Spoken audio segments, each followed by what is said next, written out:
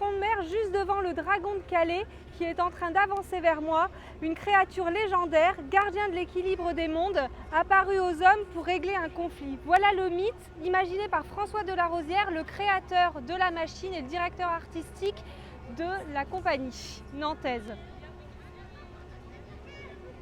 Très attaché à Calais parce que je côtoie Calais depuis l'inauguration du tunnel sous la Manche.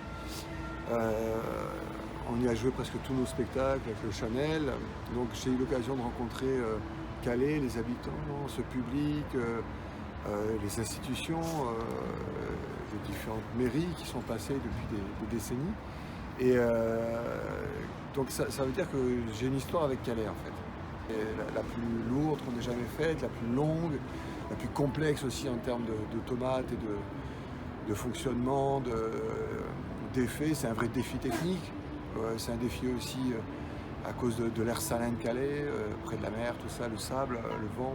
Donc tout ça donne à ce projet une tonalité particulière et qui est assez excitante pour moi. D'accord. J'espère que les Calaisiens vont adopter ce dragon comme presque leur dragon, leur enfant, leur machine, et puis qu'ils auront fierté à emmener les week-ends leur famille quand ils viendront leur rendre visite. Moi, c'est tout ce que je peux espérer. Pour Natacha Bouchard, la maire de Calais, le dragon est un projet urbain et touristique. Un projet pour redorer l'image d'une ville associée à l'échelle nationale et internationale à la crise migratoire, toujours d'actualité. Le dragon est aussi là pour faire oublier les heures les plus sombres de ses mandats. On pense à Heroic Land, projet de parc d'attractions abandonné faute d'investisseurs. Retour en arrière, nous sommes en 2016, au plus fort de la crise migratoire avec la jungle qui a accueilli jusqu'à 10 000 migrants. La scène nationale Le Chanel invite François de la Rosière à venir présenter sa dernière créature, Longma. La municipalité décide de s'associer à l'événement et d'accueillir le cheval dragon dans les rues de la ville. C'est un succès, la foule est au rendez-vous. De ce partenariat ponctuel, naît quelques mois plus tard l'idée d'une machine géante à l'image de l'éléphant de Nantes.